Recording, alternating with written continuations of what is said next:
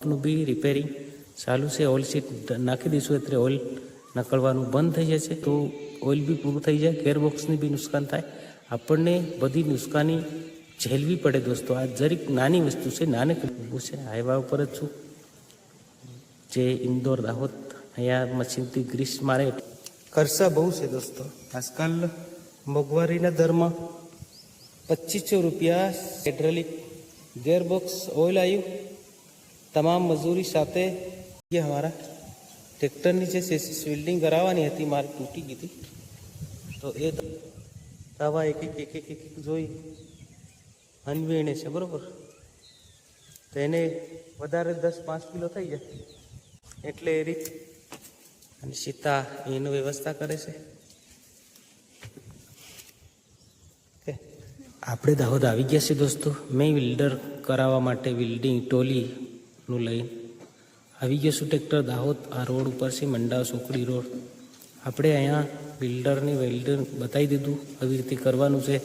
એ છોકરો બી હાથે સપોર્ટ કરે છે અને આ દુકાન બહુ સારી છે અને ભાઈ સારું કામ કરે છે અને સારી રીતે બધું જોઈ લીધું. એને એના અનુભવથી ટોલી બનાવે છે એટલે એની જોડે કામ કરી લઈએ આપણે અને સારી રીતે ફાયદાકારક છે. સામને ગેરેજ છે, આ રોડ મંડાવાળો છે.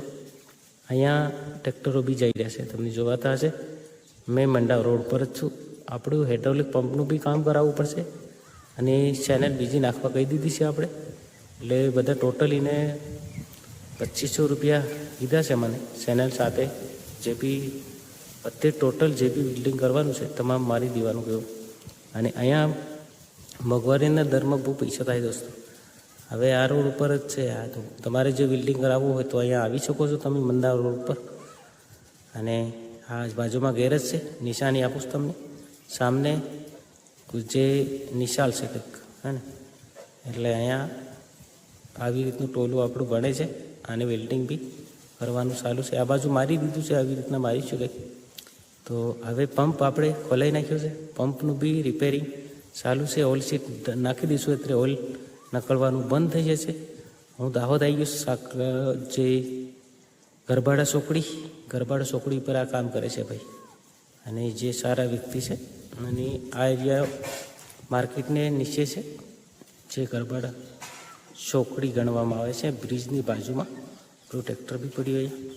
આ વસ્તુ નાની બારીક વસ્તુ હોય પણ દોસ્તો એમાં નુકસાન બહુ મોટું થાય છે. આપણે વેલાહાર સંભાળીએ નહીં તો ઓઇલ બી પૂરું થઈ જાય, ગેરબોક્સની બી નુકસાન થાય. આપણને બધી નુકસાની ઝેલવી પડે દોસ્તો. આ જરીક નાની વસ્તુ છે, નાનકડી વસ્તુ. તો એને હું બદલું ના ટાઈમે અને ખર્ચાનો જો બી જો તો નહીં મળે છે. સામને ટાયર બી મળે છે અહીંયા.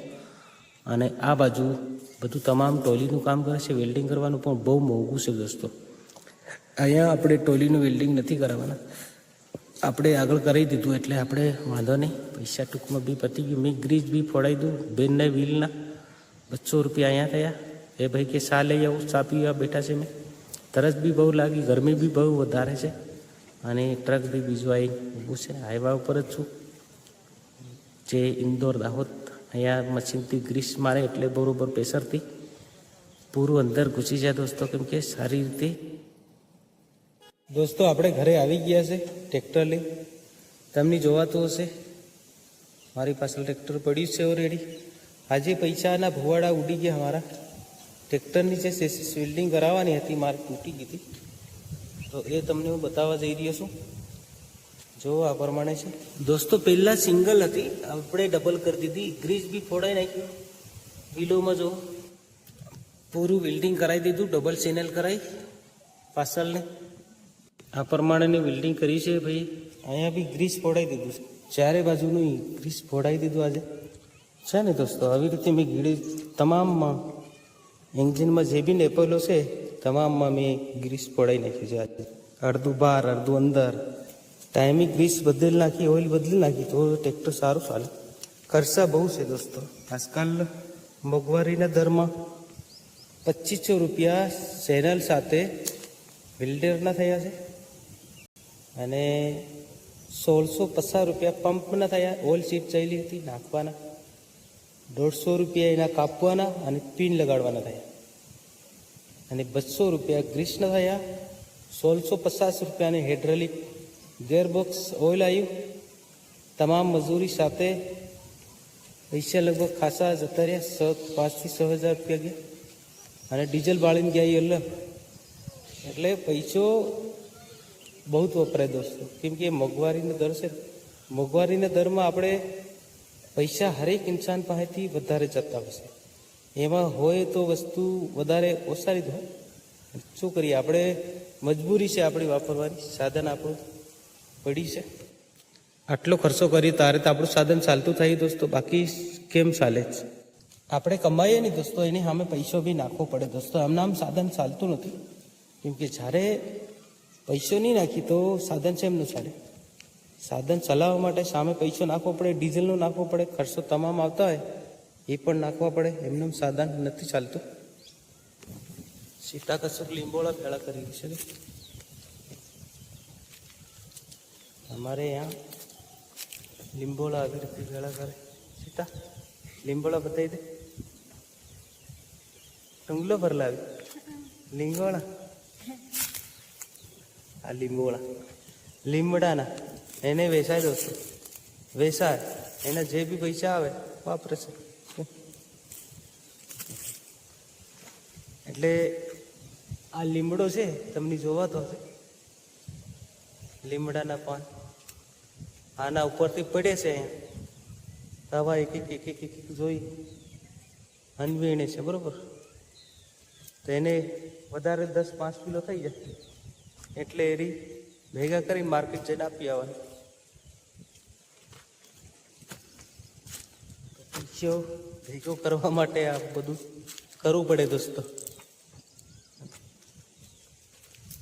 અગર લીંબોળા નહીં વેણે તો પૈસો ક્યાંથી આવે?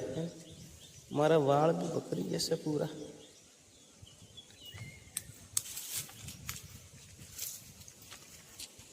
આ બાજુ છે આપણું ટ્રેક્ટર, પાછળ ભેંસ બધા બંધા છે આપણી, અને સીતા એની વ્યવસ્થા કરે છે.